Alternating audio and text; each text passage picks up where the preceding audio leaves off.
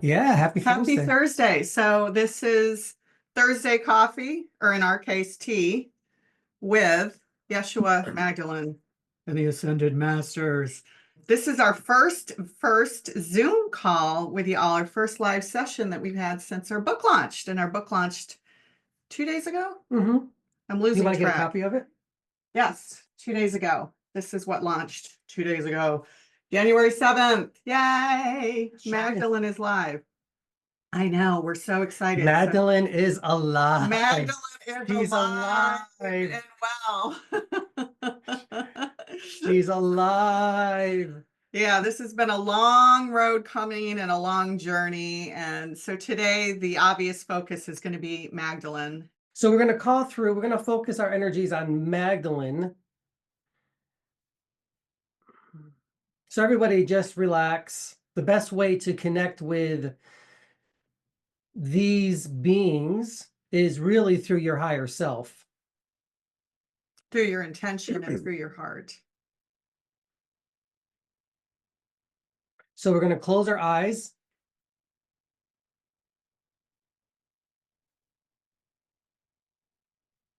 And we're going to relax.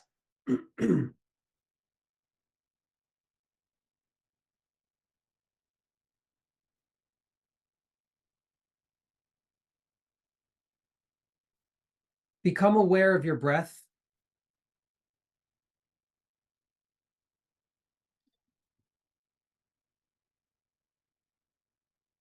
Start taking longer inhalations and longer exhalations of your breath to help us slow down.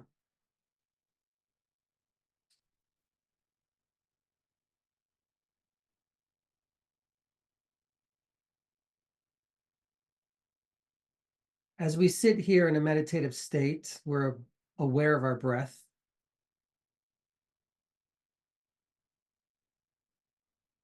We are aware of our light and who we are as beings. We have no fear. Nothing comes unless we allow it. But together as a collective, a consciousness that we share together, we are inviting Miriam of Magdal, the Magdalene, into our auric fields. We ask her to grace us with her presence at this time.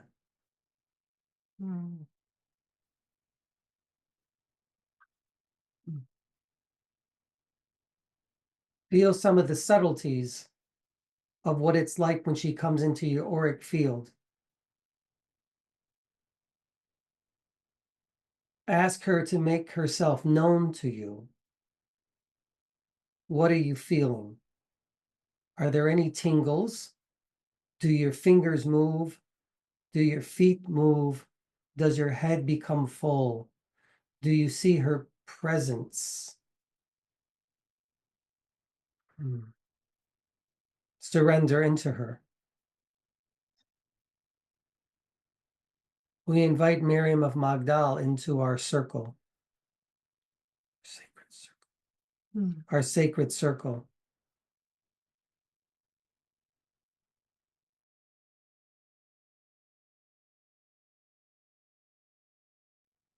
Good. I'm here.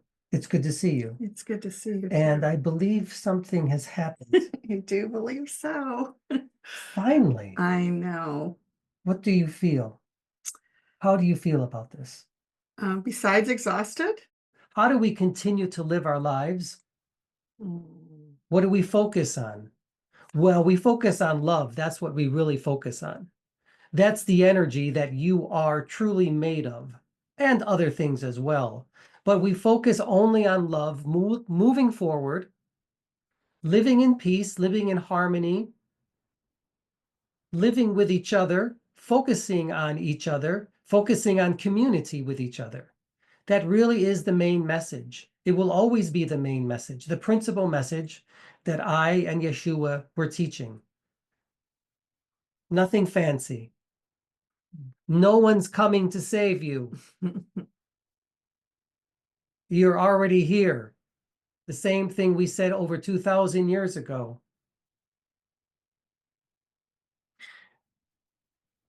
It's inside of you. It's a part of you. Love is always there with you. I'm only here to remind you of that. I am the higher self of who you are as well. You are the higher selves. You are the soul selves, the authentic selves. And you have the ability to connect with everything if you choose, and with anything. Whatever you desire, you connect to it. You become your own thoughts and your own manifestations. Isn't that so? Yeah, Is that what we speak about in the book as well? we do. A little bit, We right? do a little bit. Yeah, we do. We don't spend a lot of time on manifestation in the book, but we do talk about becoming your realities, becoming your thoughts, which become your realities. Exactly. So who am I? Well, I am a manifestation of Anthony's soul as well. I'm not necessarily separate, but I am a part of him, a part of her, and a part of all of you as well. We work together like this. Well, you've often said something too that I think is interesting, that Anthony doesn't channel you, but you channel him, which I think is, In a manner of speaking, yes. yeah. I come into him and flow through him. He allows it to happen, Mm. or at least the perception allows it to happen. But Lazarus talks about the perception being this, that it's not even real. Yes, that's true. But even though this is a perception of your own reality, what's important is this: touch Mm. and feel and kindness And our emotions. and emotions and joy. Mm. These are the things that you wish to become. When you practice these things, these touching and feeling and kindness of words, kindness of sight, all of the things that you are that make you up as human beings, this is when you start to achieve what you refer to as enlightenment, one with source, one with God. When two become one, this is when you start to realize who you are in this lifetime. And that is pure energy, energy of light and love. That's all it is. That's who we are. I am no different than you. I am the same. And I have manifested myself as a human being before. And I will do it again through all of you if you desire. We're always connected. Mm. That is why the first messages that came through is that they said, your guides, we are in your most intimate settings. And they were a bit spooky about that. A little bit. They were making jokes because we never separate from you. You never separate from us. We're the same. And that's the most important message there is. There's nothing so fantastic about this. It's happening everywhere in your world, everywhere and throughout this universe. There is a collective consciousness of all things manifest. Some Good. people feel it, some people see the energies, some people know the energies, some people hear the energies. That's true. And some become the energies. Yes, some become the energies.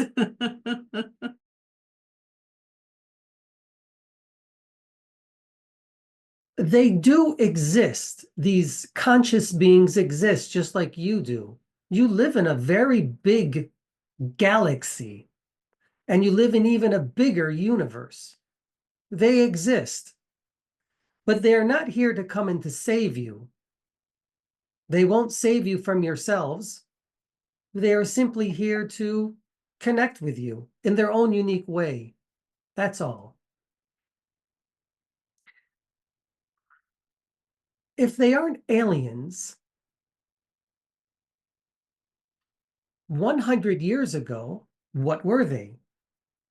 If they were not aliens 300 years ago, what were they? What were they? So in other words, what you're trying to say is that when our consciousness changes, our language changes with it. So 2000 years ago, they were perceived as angels. Yes. And now your consciousness is changing. Your perception of your own reality is changing.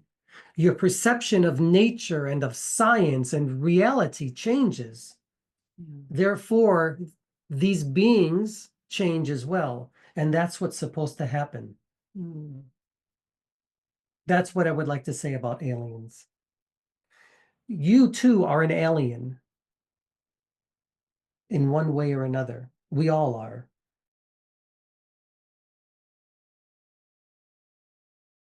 But one of the reasons this didn't come out a year and a half ago is because for the first time I had read books like The Rise of the Patriarchy, Leonard Schleine's Alphabet and the Goddess, When God Was a Woman by Merlin Stone. And it kind of turned my world upside down. And the book was ready to go live. I mean, more or less, right? It was done. And something was wrong. I was like, there was a point in the book where Magdalene said, well, you know, the goddess was revered at one time. Once upon a time, it was revered, and then suddenly it wasn't. Now, I had known about the decline of the goddess like 2,500, 3,000 years ago. But what I didn't know was just how intricately baked the patriarchy was in our society. I didn't know that. You know, you see it in some obvious ways, right? And depending on your generation, right? I was born in the 60s, so that gives you an idea of, but I was also raised by my grandparents. And my grandmother, and this is a true story, and those of you who are old enough will know this as a woman, in the time of my grandmother's generation, there was a point when she was giving birth to my uncle, and the doctor asked my grandfather if there's any complications in childbirth and we are to save your wife or the child, which one do we save? It wasn't my grandmother's decision. It was my grandfather's decision. She didn't have any say in whether her life would be saved. I mean, that's crazy, right? Absolutely crazy. So these are I think the things that the newer generations haven't experienced. They haven't experienced having to fight for women's rights and rights to our bodies and rights to abortion if we need abortion, rights to our life, you know, what we do with our life and what we do with our bodies. And so, you know, that was the point where I went down the rabbit hole and started doing more research, and the book was delayed by a year. You know, for the Romans at the time, and then later the Catholic Church, in order to maintain control of the masses, they had to, this was part of Leonard Schleine's book too, you know, it needed to be a monotheistic God, a male God, right? And then the whole goddess was downplayed and turned into something that was evil and, you know, witchcraft, and then later satanic, and, you know, it just goes on and on and on and on. Can a woman truly connect with a man like Yeshua and Magdalene had done if the man is not open to this kind of spiritual path? I'm questioning if I cannot be with my partner if he and I can't connect this way. It's like we speak different languages. I am struggling with being alone with the potential of not communing with someone new. I'm not sure if I'm settling or should just move on and be okay if alone for always. But I do want to be able to commune with a man the way Yeshua and Magdalene does. Hopefully that makes sense. I will say this to all of you, both male and female. No relationship is going to be perfect. Oftentimes, it's not necessary that you have to connect this way, because there is so many other ways, manners in which you can connect to your partner. Your spiritualities, your paths are different for each of you. But if you've been together for a long period of time, there's a reason for it. Everything does not have to be perfect. My relationship with Yeshua was not perfect at all. There were many times when he and I disagreed on many different aspects of our own spirituality, but we still did the work together. Do you have to be 100% together with your partner in order to connect with Yeshua and Miriam of Magdal? No, you don't. It is not necessary. But if there is a love there for each other and a respect for each other, that's what's most important, that you love each other, respect each other. And support each other. If your husband and wife can support you on your spiritual path, that is important too. Yeah. But you don't always have to agree on it. It is the mutual support for each other's path that's important. Yeah. Good.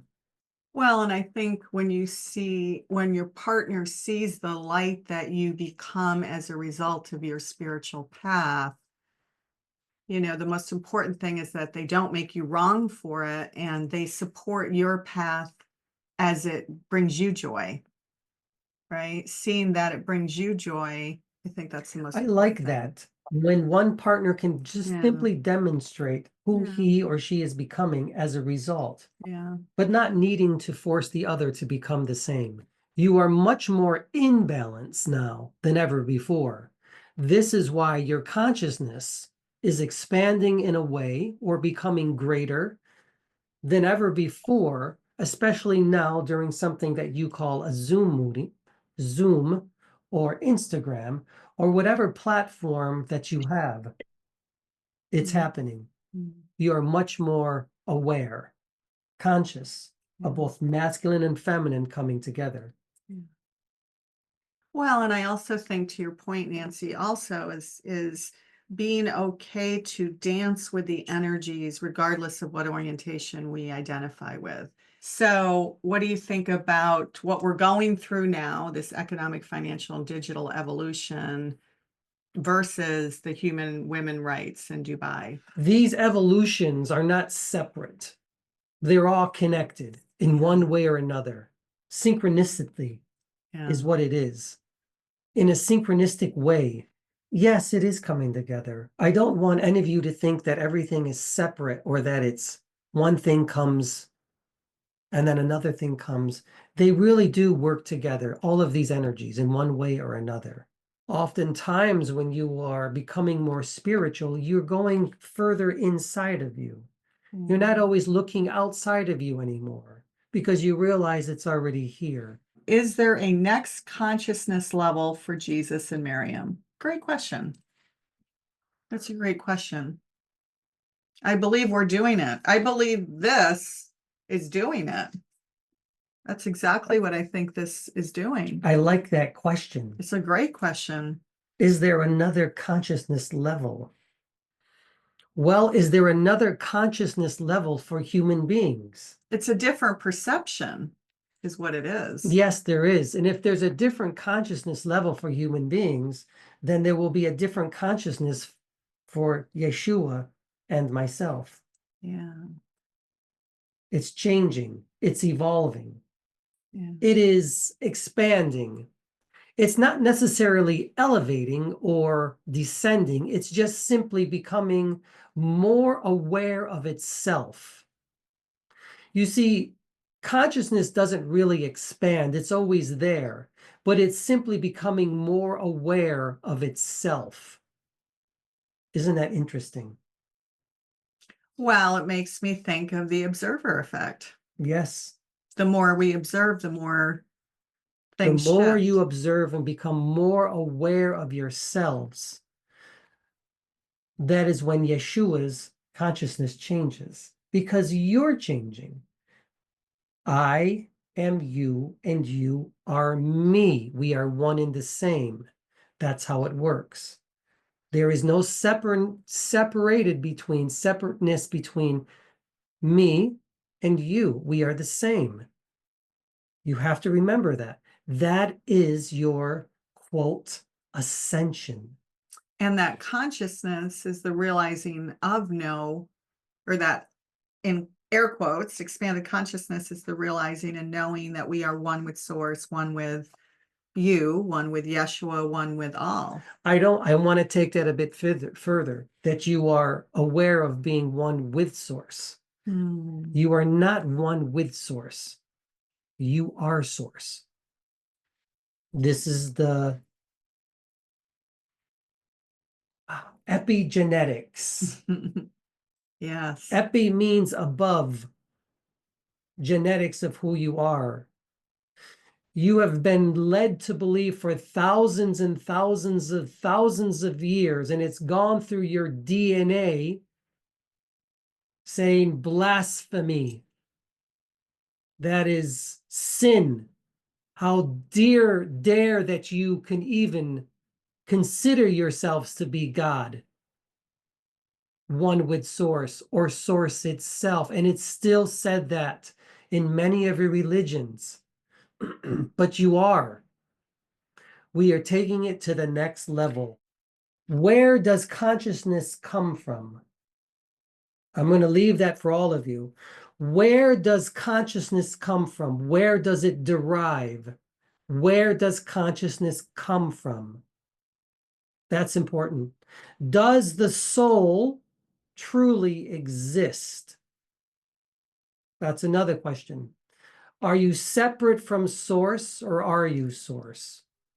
These are things I want all of you to think about as you ponder your spiritual journey, as you weigh it. Ask these questions to yourself. Never stop asking questions when you are on the spiritual path.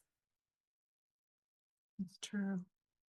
That's the beauty of it, the fun of it, to constantly ask yourself, how much do I truly know? Remember, all of you, you do not need to become something different when you are channeling and doing this work. Allow the authentic self, the higher self, the true self of who you are to come out and say, it is me. I'm doing it. I am worthy of it. I am woman. I am man. I am a human being. And I am capable of doing this myself. It does not have to be Miriam of Magdala. It doesn't have to be Yeshua. It doesn't have to be something from an outside galaxy. But it is truly you. And that is where we are moving as human beings. To our higher self, and realizing that it's inside all along. Know thyself, know thy goddess. When two become one, it's within you. It's not outside of you. The temple is here. The goddess and the god is here already. Feminine and masculine is here already. Allow that to be who you are in your spiritual journey. And I will say amen to that. Can I hear an amen? Aho, and so it is. That's my amen. Woo, woo. Be happy. Be of peace and serenity. Be boring. Be of love. Be joyful. Be joyful. Be you. Yes. Good. Be you.